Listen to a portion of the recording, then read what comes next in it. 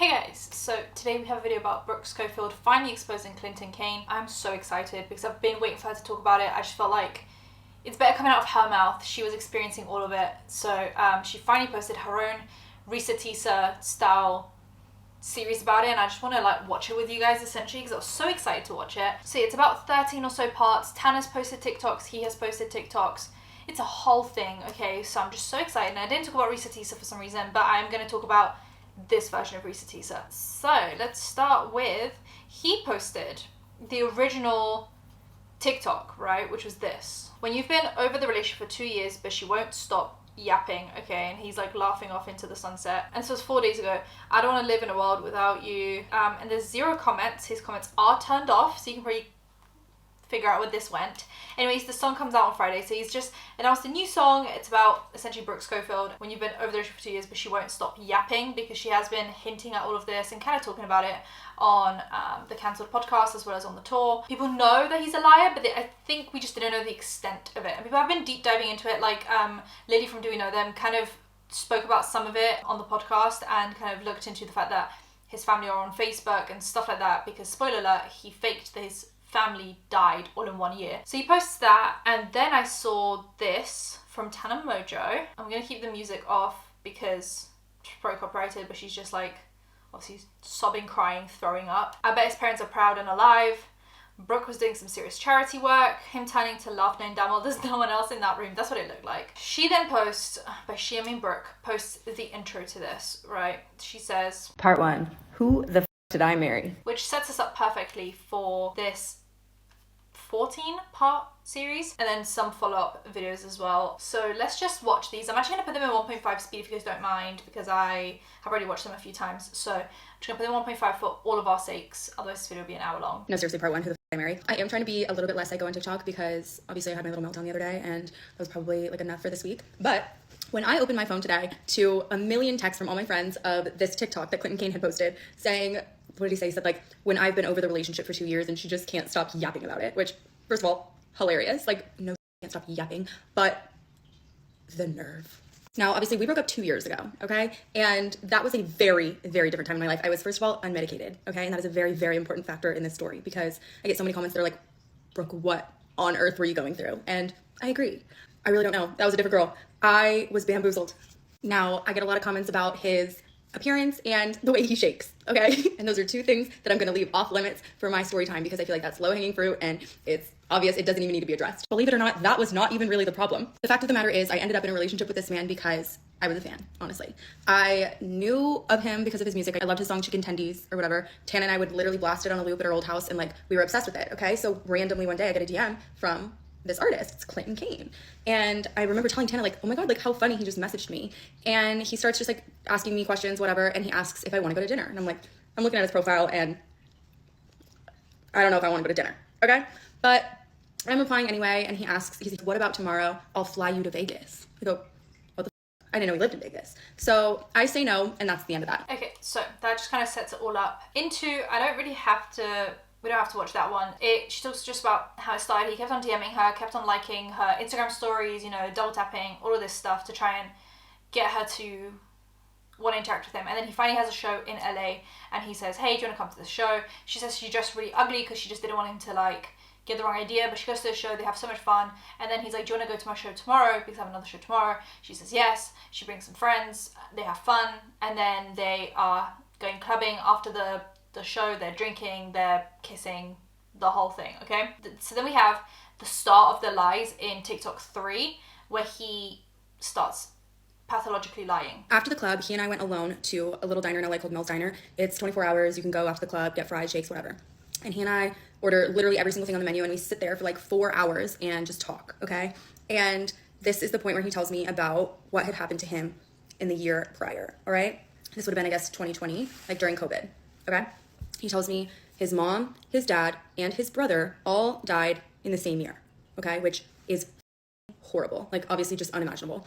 So I'm like blown away. I knew that his mom had died because he had openly talked about like how one of his songs was about her and stuff, but I had no idea about the rest of his family. So I was like, holy shit, first of all. And I feel like I completely changed my opinion about him. Because I'm like, at this point, I'm thinking he's just like this weirdo sliding into my DMs, and now he's very like human to me. Because I'm like, oh my God, I cannot believe you could overcome something like that. Like that's insane. This is very important to the story, okay? Because I need you guys to understand how I ended up in this scenario, all right? Then he starts telling me how he got into music. He's telling me how he was homeless and he would backpack around Europe, like literally sleep on benches and busk, like in parks to make money. And he got discovered, whatever. And then obviously, I guess I'm in Love came out and he was really successful from that song.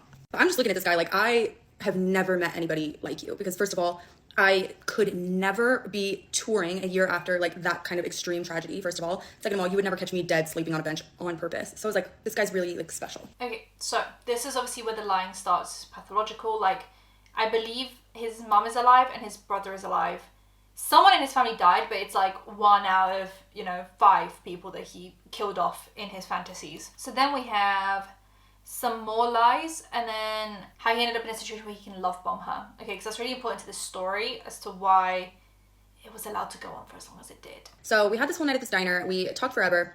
And I got to know a lot about him, okay? He told me all about how he had grown up in Australia, in Perth, Australia. He talked about how he grew up like super wealthy in like an 8-bedroom house on the beach in Australia. His mom was a pastor. He said she was a pastor at Hillsong United, which is like one of the biggest churches, I guess, in Australia. I don't know. He studied medicine, which I loved because I was like technically pre-med when I was in college also. I didn't graduate, but it doesn't matter. So I was like, oh my God, we have that in common. Like, he's like a really well-rounded, like amazing guy, okay? And like I said, he doesn't live in LA. So the next night he calls me and he's like, listen, I have a date planned for us. I'm picking you up at 8, whatever. And he does, okay? We go on this date. It's like a beautiful restaurant, whatever. We have the best time. We talk forever. We go to the beach, yada, yada. I go home. And the next day he calls me and he says, I am so sorry and I'm so afraid to tell you, but I just got on set for my music video and I tested positive for COVID. Obviously, I had just like had this whole extravagant date with him the night before. I would 100% have COVID. We were like making out on the beach the whole night, which is like traumatizing but true. Okay, so I'm like, this man gave me COVID. And he's like, there's nothing I can do. I'm so sorry, but like, obviously we both have it. So I'm quarantining at the one hotel if you want to come and stay with me. So I was like, I mean, like, fuck, like I have COVID now. I have 2 roommates. Like, guess I gotta go. I don't know. Again, unmedicated. I show up to the hotel, okay? And I move in with the man. So you can kind of see how, because it progressed so quickly. Now, I'm wondering if he even had COVID. I think he didn't. Like, in my opinion, he didn't have COVID. He was just looking for an excuse to get her to stay with him, unless he just got extremely lucky and fate was just working on his behalf and he did have COVID. But I wouldn't be surprised if it was a lie. Now, he's also not Australian. So that was another lie. Them spending more time together. I might not even play this TikTok. It doesn't really matter. They went from the hotel then to an Airbnb on the beach because he didn't want to stay in the hotel anymore, but they kept on hanging out every single day. And he's basically not letting her go home, right? So every time she's like, I want to go home and get some new clothes. I want to go home and breathe away from you. He's coming up with excuses. Why do you not want to hang out with me anymore? Can I come with you? Blah, blah. So they're basically spending all their time together. It's basically love bombing, but with like time, and he's trying to like force quality time together so that she doesn't go off and do something else. And he's also besties with Zach Sang, who, as you guys know, there was a little bit of drama with this because Zach Sang is actually like besties with Clinton, but then he knows Tanner, and he was telling Brooke, no, you have to date him. He's a great guy. You have to date him. He's going to blow up in a minute. He's going to be a big artist. You have to date him. You'll be stupid not to, right? Which in itself is a little bit, you should date him because he'll be famous in a minute, and not you should date him because he's a good guy. I don't know. Clearly he wasn't a good guy. So everyone's telling her that she has to date him. And if you guys don't know, Zach Sang then plays a massive part in the expose of Clinton Kane, because Clinton got mainly exposed when he went on the Zach Sang podcast to promo his album. And then Zach Sang had Tanner Mojo on where they talked about Clinton Kane, and Brooke Schofield, because she didn't want to talk about Clinton yet publicly and she didn't want all of that out yet, was really upset at the fact that basically Tanner was ambushed by Zach to talk about it when she didn't really want to, and then it ended up just causing a little bit more drama in Brooke's life. So she was obviously upset about that because she did tell Zach that she didn't really want to talk about it publicly, so he then got Tanner to talk on her behalf essentially. But that's TikTok 5. Then we have TikTok 6, where we start getting even more lies. Okay, so now he's killed off his family. He's from Australia, Perth, and he now is lying more. Okay, so here's the other TikTok. Part 6, who the fuck did I marry? Okay, we are now in a committed relationship, all right? And one thing about Clinton is he loved to go on a trip, all right? He wanted to get me as far away from everybody else as possible. So this time it was Joshua Tree. He's like, let's go to Joshua Tree. Let's just spend the weekend. It'll be so relaxing, amazing, whatever, we can work. Great. On the way there, we get pulled over. In his car, he drove a Model X at the time, and when the cop asked for license and registration, he gave his license, his Australian license, and he gave the registration to the car, which was not his car. So I thought that was strange. And then the cop is like reciting his information back to him, and he says, you were born in 1999. And I am under the impression that my boyfriend is a year younger than me, okay? And this would make him like 4 years younger than me. I'm like, that's really strange. But we keep going, and I ask him about it, and he's like, oh, like, that's a fake ID. I got it mixed up. We got lucky. And I'm in my head like, that doesn't happen, but whatever. Also, who has a fake ID to appear younger? Anyway, we go to Joshua Tree, and we have this whole little trip, whatever. We're barbecuing and hot tubbing and Let me recap. He's killed off his family. He's from Australia, allegedly. He had COVID that he gave to her. I don't know, I'm still tempted to say that that was a lie. And now he has this ID that says he was born in 99, which makes him 4 years younger than what she thought he was, and 5 years younger than her. And also this car that I'm assuming he was saying was his, but actually ended up not being his, which she only found out because they got stopped. So that's... this whole little couple's vacation, okay? And everything is going perfect until the nighttime, all right? And this is when we had our first major blowout fight, all right? This is a very important turning point because our entire relationship was blowout fights, okay? But what's important about them is that they were literally out of thin air, okay? So this one was because we're eating our dinner that we made, okay? And I am looking at my phone, okay? Keep in mind, I'm not at a family dinner. We are on a couple's retreat where we have spent every single second together for the past 48 hours. Why would I not be allowed to look at my phone? Sorry, I got distracted by the fact that there was an ice cream van outside of my window. This is when he proceeded to tell me it's a major trigger of his for someone to not pay 100% attention to him at dinner time because that's what his mom used to do to him, all right? And his mom was very neglectful. He had a horrible relationship with her, and it was really traumatic. Obviously, everything is unresolved since she has died, and so anything that reminds him of his mother is a no, okay? And he went insane. I tell you, I have never seen a man like just pout and throw like a literal tantrum this way. I was like, how do I undo? I cannot be in a relationship with this man. So it's interesting that obviously she can't even go on her phone. So not only is he trying to take up all of her time, she has to spend all her time with him. She can't even go on her phone when they've already spent like every second together. And it's interesting because it then comes out later, I'm going to give another spoiler alert, that he was cheating on her this whole time. But I'm assuming he was keeping tabs on her and keeping her so close and keeping her isolated so she wouldn't cheat on him. Because typically people that accuse of cheating a lot end up being the ones that cheat. Which is all very interesting. It's like all projecting and stuff. So it's just very interesting that he got so angry. And then obviously this is like fake mummy issues that he's using as an excuse for her to not be able to be on her phone around him and not, you know.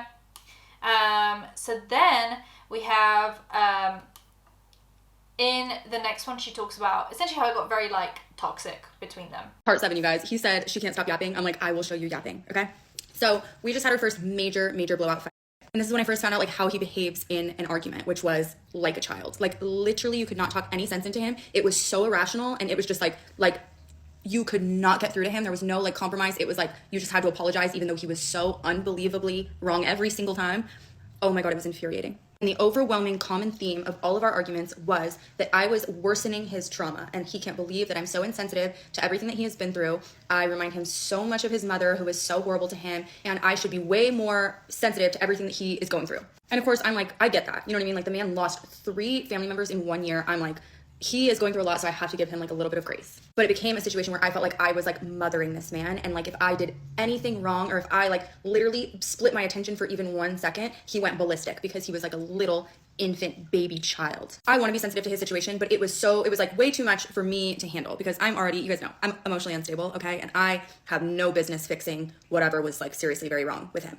I would go out with my friends. Like I remember when I was at dinner with Tana, and he's blowing me up, like literally sending me novels about how he drank an entire 5th of vodka, he's going to drive, I need to get to him right now, or he's going to do crazy things. Like it was just so manipulative, and I just like, I was not equipped. So literally threatening he's going to like so he's literally threatening he's going to commit like a crime, drunk driving, and then possibly like, is this like a hint of like, I'm going to kill myself if you don't respond to me? So she's not even allowed to hang out with Tana Mojo on her own, who's literally her bestie. So that's basically the crux of their relationship. So then we have the Zach Sang situation. And this is very interesting. I'm also going to try and find some clips of the Zach Sang interview because it's very interesting.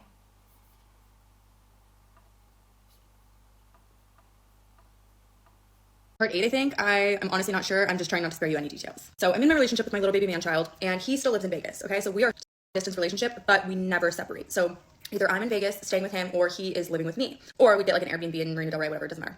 we are never separating. And at this time, his album was about to come out, okay? So, like, he was doing the whole rollout. He was, like, really getting in the zone. And I was just constantly there for, like, all the work that he was doing. And this album was special because it was his first piece of work that he was putting out since everything had happened and since everyone had died, okay? And the whole album was about that, of course. And as a part of his little press tour, he went on the Zach Sang show, okay? If you are not familiar, Zach Sang is an interviewer. He does, like, huge celebrity interviews, and he gets really deep and talks about, like, life and music and everything. Zach is also one of his best friends. So Zach, like, knows his story very well, and he does the interview accordingly, okay? He's asking, like, all the questions about his mom, about the funerals, about his brother, about his dad, everything. And he is answering, obviously. And he's talking about how he had to attend the funerals during COVID and he had to do it via Zoom because of, like, everything that was going on. And he is really just going in this interview in his Australian accent. And the interview comes out. I was staying with him at an Airbnb at the time, and I posted a TikTok with him in it, okay?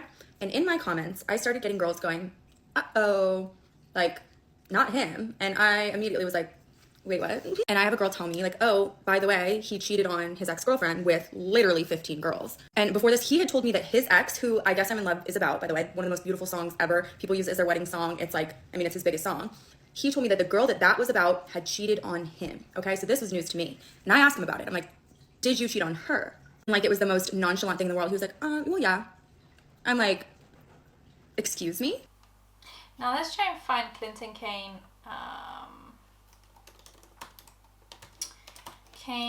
Zach Sang. And apparently Zach Sang is now posting the TikToks again. So, yeah. Your mom passed? Yeah. Your brother passed? Mm-hmm.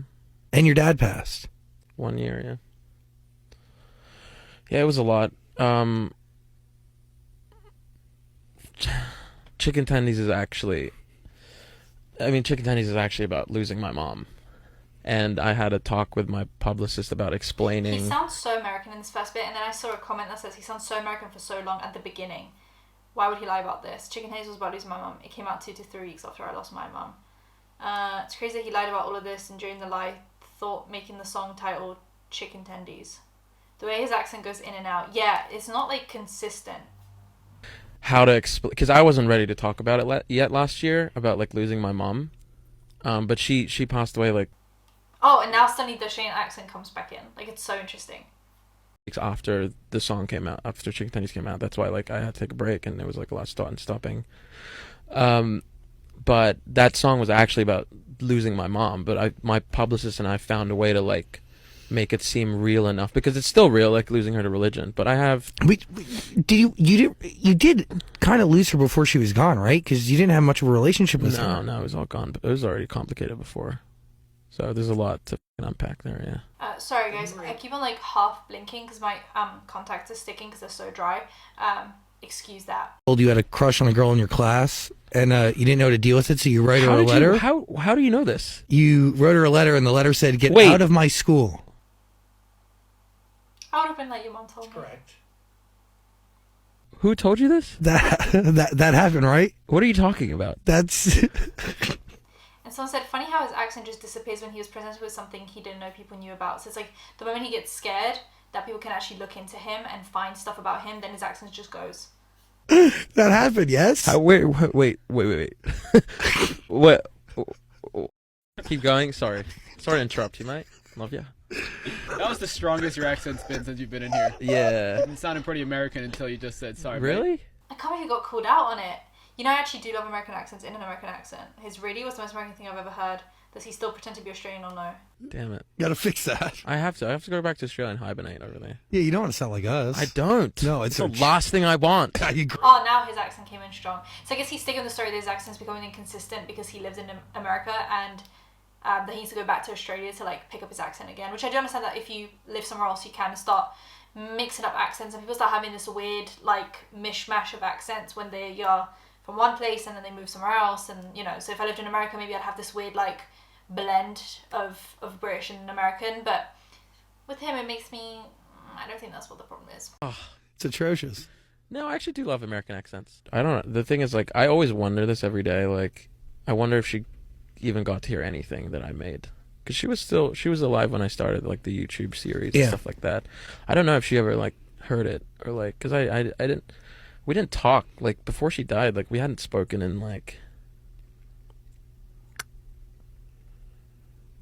a year or something, or like a year and a half. Like no text, no call, no nothing. It was kind of just like you do your own thing. It's always been. She did get to hear it. She's probably listening right now because she's very much alive. I bet his mom watches Brooke's series. Just call her Brooke.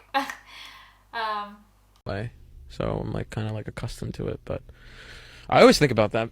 Like, did you hear any of my music? You know what I mean? Like the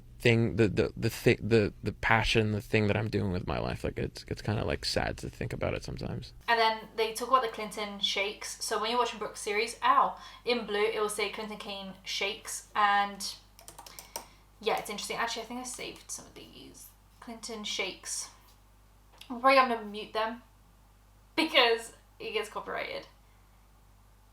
Oh god. Oh god. Yeah, so there's that.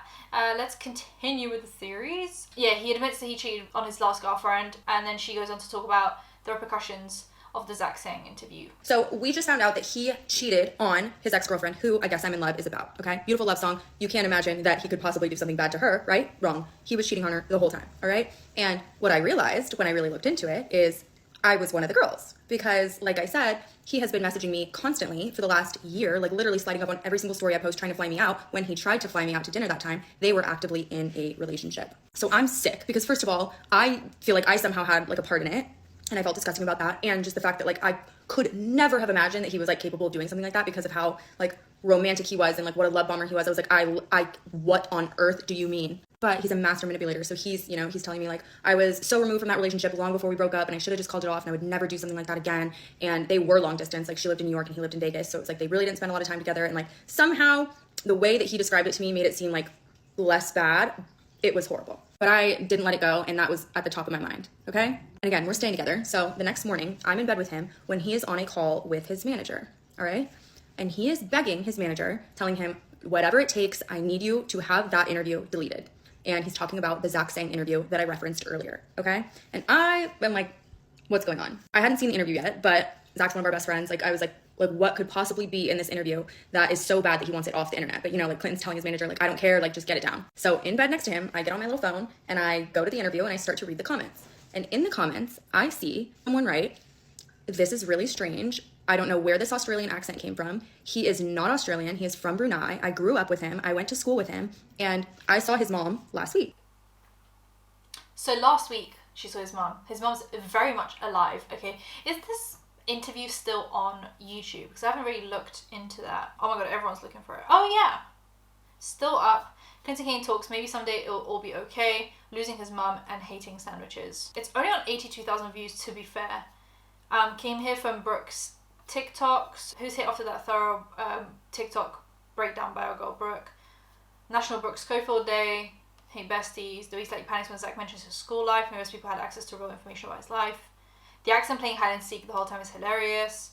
Yeah, so, people are slowly catching on. So that happened. And then here's actually the Tanner Merger discusses Clinton Kane and Brooke Schofield, April 2023. This was posted 2 days ago. So Zach Sang is just reposting stuff to obviously get views. And this is just a clip of that podcast from a year ago, posted 2 days ago. So Zach Sang is really seeing this blown up. He's like, let me just get my 2 cents.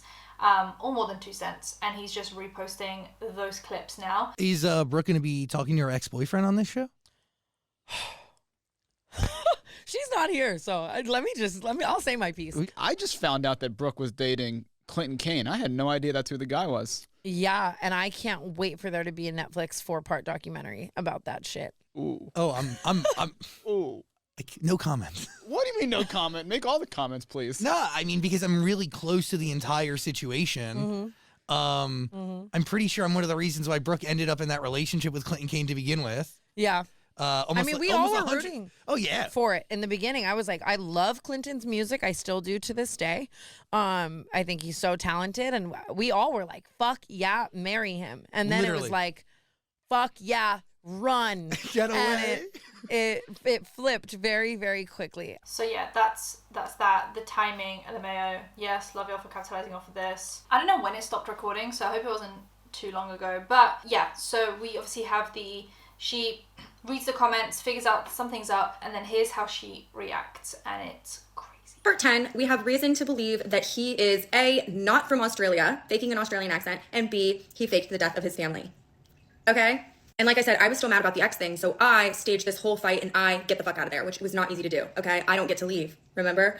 I go home and I get on my computer so fucking fast and I look up his mother, okay, which I've never done before. She has a very specific name, all right? And I looked her up on Facebook. She has 2 accounts, okay?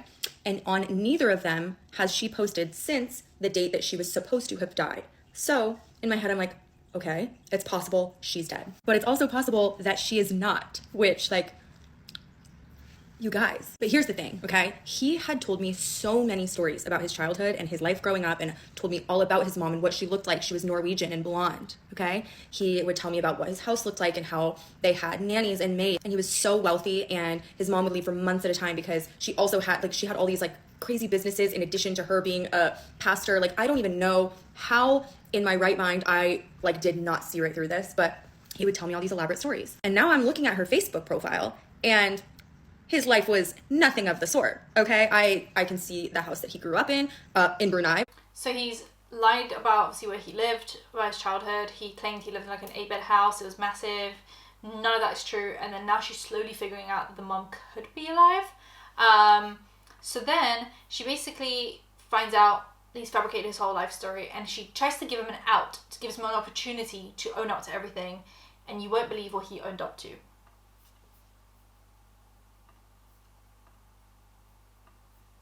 Part 11, you guys, I now know that my boyfriend, who I've been with for several months, who I spent every single waking second with, has literally completely fabricated every single detail about himself. I know nothing about him.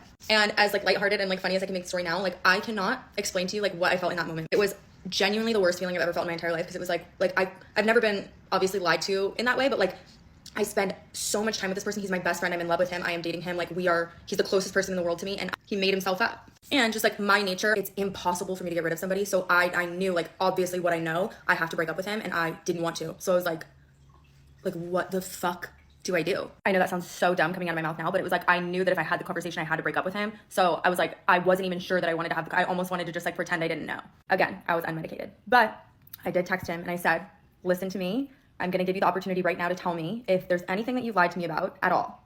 And he racked his brain for all of 5 minutes before he told me I lied about my age. I am 22 years old.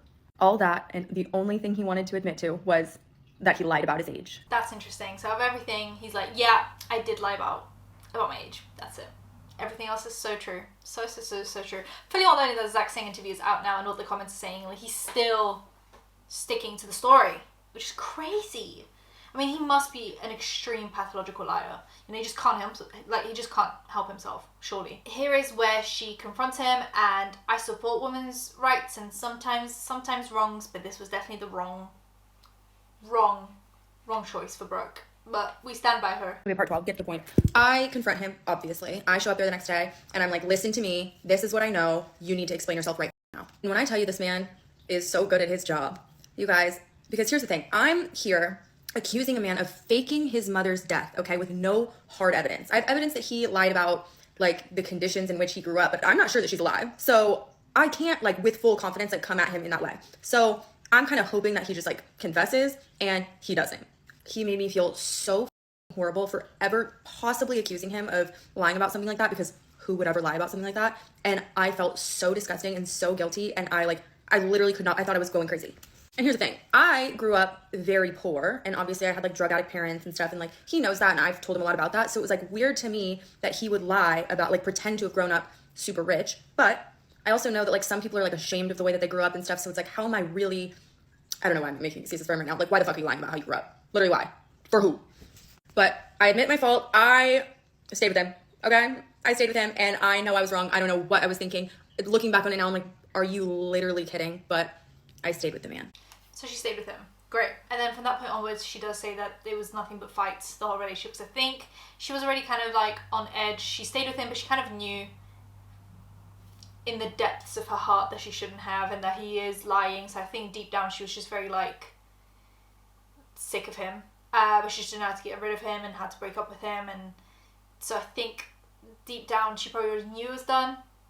But that's probably where all these arguments have been coming from. So then we have, he was cheating on her, confirmed. All right, part 13, lucky for him, I want to go to bed soon. But I will spare you guys the details of how I found out that I was getting cheated on, okay? But boy, was I. Y'all have seen him. Like, was I wrong to think I didn't really have to worry about that? It's truly amazing what he was able to accomplish. But he was, in fact, cheating on me with so many people. Like, literally, and like I said, we spent every single second together. So if I, like, matched up the timelines, it would be like we were, like, laying in bed watching Bridgerton, and he'd be, like, sending a pic to somebody else. So that was something. And that is ultimately why we did break up. But what's interesting about that is we broke up because I accused him of cheating, and he couldn't believe I would ever have the nerve. He was fully cheating on me. Like, but can you believe that? Like, he broke up with me. Like, how embarrassing was that? So she got cheated on after he lied about his family dying, everything about him, his childhood, his age, his accent, everything. And then he was cheating on her, and she didn't even break up with him. He broke up with her because she accused him. Once again, Brookie, we support you, but this was not a proud moment. You guys know that story. I was a wreck. Did not handle that well. I was not doing well. It was a really, really rough time. All right, but it was only then that I had the confidence to bring the mom thing back up again. So we're on the phone, and I'm hysterically sobbing, and I'm asking him, how could you do this, blah, blah, blah, do you need to be institutionalized, etc. And I ask him, also, why did you fake the death of your family? And of course, he denies it, and I then tell him, I've been talking to your mother. I had not been talking to his mother, but that got him. He finally admitted that he did, in fact, fake the death of his mom and his brother. His dad is dead. Not that that's a good thing, but there's 1 out of 3 that are dead. The rest are still kicking. So I guess it's like a positive. If you think about all his songs about how he like just wishes he could talk to his mom one more time, it's like, call her. Just call her. She's right there. So then here's obviously her tying it all back to him releasing the song and accusing her of yapping too much. So that's the finale. It has now been 2 years since we've broken up, and he had the nerve to post a TikTok today saying that I cannot let it go. And I on record and say, no f***.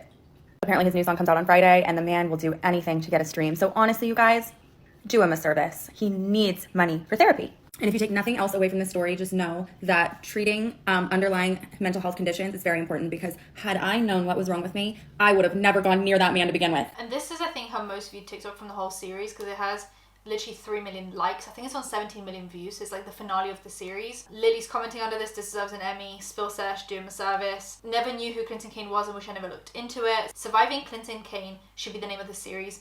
It should be on Netflix. I want to see this be a full-length series on Netflix. 4 episodes at the minimum, but I prefer 6. Clinton Kane, They Can Never Make Me Like You. He Needs Money for Therapy. Tinder, Brooke, this is the best series I've ever watched. Even the Grandma Droniak, you slayed him so hard. Good for you. So then, obviously, people leave comments, and she responds to a few of them. So we have the accent stuff. There's a lot of people asking me, like, well, did his accent ever, like, go in and out? Like, did you ever notice that he, like, didn't have an accent? And truthfully, he never, almost never had the accent with only me, okay? Like, he would turn it on when my friends were around or when we're at dinner with people or whatever, and I was like, okay, slay. But, like, you know, he's a performance artist. But I didn't really think that much of it because, obviously, like, I'm American, and I just figured, like, he was, like, mirroring me. Sometimes if I felt like he was really being irrational, I would record our arguments because I'd like to show them to him the next day. He knew I did this, by the way. This is not illegal. And you can, there's just nothing Australian about him. I'll let you be the judge. It's uncomfortable. You can say it to anyone else. You can go with 10 on say it. When I'm in that room, you don't. Because I'm saying it right now, I'm uncomfortable. You want to keep saying things I'm uncomfortable about? Keep going. I'm just going to be, like, weirded out. I'm going to be like, oh, wow, that's crazy. Something I brought up to my girlfriend. This is the most American accent I've ever heard. Wow. Ugh. It's crazy. Anyways, then he puts out a statement through like an article, right? And here's her addressing his statement. We won't even give his statement the time of day. Let's listen to her addressing his statement. And he severely tries to play down their relationship, which is crazy. Alright guys, I don't know how much more I want to talk about it. I mean, your videos are cracking me up, but I don't want to venture into like tacky territory. However, we do of course have to address the statement that Clinton put out because it is so funny. I would like to take it piece by piece. Okay, starting with Clinton Kane and Brooke Schofield had a brief 3-month relationship over 2 years ago. To which I reply, why on earth would I want people to think I dated you longer than I did? Next, we have Brooke's recent comments regarding Clinton are untrue. No, they're fucking not. Right, this part is like one of my favorite elements of the story, which is like the random side quest he decided to go on when people started finding things out, where he made up an imaginary new woman who was a mother figure to him, who was actually the one who had died, okay? The rep says the mother he referred to in the interview with Sang was actually a very special mother-like figure in his teenage years who sadly passed. Not his biological mother, as was assumed. Which, what do you mean, was assumed? Like, girl. Clinton genuinely felt like he had lost an irreplaceable mother figure, okay? This might hold up for the Zach Sang interview, but I was his girlfriend, okay? I was getting stories from, like, the time he was born to the present, okay? With names, all right? Which is how I looked his little mom up to begin with, okay? There was one mom, all right? It's the same mom I heard about every single day, and that is the one he killed off, and that is the one who is chilling in Brunei. And this is not even the most concerning part of the statement, okay? And when he does the interview with Zach Sang, he talks about the mum that he went no contact with dying. So, like, Zach Sang literally said, we watched the clip. Zach Sang said, well, it definitely feels like she died to you before she officially died because you haven't talked for a year. And he said, yeah, no text, no call for a year. So how would he be talking about this mother figure then? Because he's obviously talking about the mother he has no contact with. Dummy. So then she addressed the statement again. Now, I want to talk about the part of the statement that really got my little feet kicking. Okay? It reads, the public rehashing of these details is only an attempt to bring attention and focus on Brooke's podcast at the expense of tearing down another former boyfriend, a tactic that she has become known for. But if they had done any research at all, they would know that the canceled podcast listeners have known this lore all along, okay? I brought this to my TikTok audience for one reason and one reason only, okay? It is because that man called me a yapper. I mean this in the most humble way possible, truly. Like, I really, truly do. Canceled amasses more listeners in one singular week than Clinton Kane has in an entire year. I'm sorry. This article was published in Rolling Stone. Okay, Rolling Stone, who actually reached out to me in 2023, all right? Several times. We were already publishing a story on Clinton, okay? It was already a thing. People knew about it, okay? Ultimately, I decided I wanted no involvement. As you can see here, I feared for his mental health, okay? I didn't want anything to do with that because I couldn't do it in good conscience. They even offered to let me do it anonymously, and I ghosted them, okay? So please, Clinton's publicist, if you exist and if you are listening, please help that man. I have nothing to gain. I'm embarrassing myself. Phoebe, you okay, baby? You having a nightmare? You having a nightmare? You having a nightmare, princess? You wanna come give me a hug? You wanna come give me a hug? Come on, puppy. Oh, there you go. Sorry, I thought I had her having a little bit of a nightmare. Or a dream. I hope it was a dream. Maybe it was a nightmare. I wonder what her nightmares are about. Like, what's really scary to Phoebe? Not having really nice food, or like her treats running out, or like not getting a toothbrush during the day, maybe something like that. I mean, I don't know, not going to her favorite park, maybe. That's just what your nightmares are made of, baby. It's okay. You want to come say hi to everyone? Yeah. Oh, baby. Oh, baby, baby, baby. Okay, let's watch some more TikToks. It's okay. It's okay. You tired? You tired? Tana Mojo posted a few TikToks about it. He posted a few TikToks about it. Now I just want to focus on his TikToks for a minute. So this is obviously the original one about, you know, this whole thing coming out. But then we have this one, directed and edited by my ex-girlfriend. The ex-girlfriend is not Brooke Schofield, which she also addressed. But he's obviously using that as clickbait because people are going to think it's about Brooke. Like directing his music videos, that would have been crazy. And then he has this one, the song is for you, you know who you are. So he's obviously taunting her a little bit. And when I was watching these TikToks, they would have like 200,000 views but 10 comments, and all 10 comments would be like, I can't wait for this video, I can't wait for this. And he's obviously been deleting comments, but now the comments are just turned off altogether, which Tana does address in one of her TikToks about this. Okay, I'm literally on a yacht, right? But I just want to talk about the fact that Clinton keeps deleting his comments. Like, do you think you're eating? Do you think that no one knows because you're deleting the comments? Like, they're like, yes, King, we can't wait for the album. And it's like 3 bots from Botswana. Like, we know you're deleting the comments. And that's just like your whole career. Like, it's all like you're getting bot streams and bot comments and you're deleting all the comments. Like I'm so angry. That's the problem. I can't do it rationally. I know so many more things. I'll add the details. You're deleting your comments. And it's like, I hope he genuinely knows, like, there's still room to go back to your mom and like you don't have to keep doubling down. Like, you can go back to Ashwagandha or wherever it is that you live, like, and go back to your mom. Like, you don't have to keep acting like this is real. Like, you can stop. Anyways, like, where do I flush the toilet paper? So that is the whole Brooke Schofield, Clinton Kane situation. I've never listened to a single song of his. The most I've listened to is the promo that he did for these songs, for this song. The promos that he did for this song. And I don't intend to listen to his music because everything about him seems fraud and he gives me the heebie-jeebies. So let me know what you guys think. Subscribe to the bell icon for engagement. I'll see you guys in the next one. Bye guys.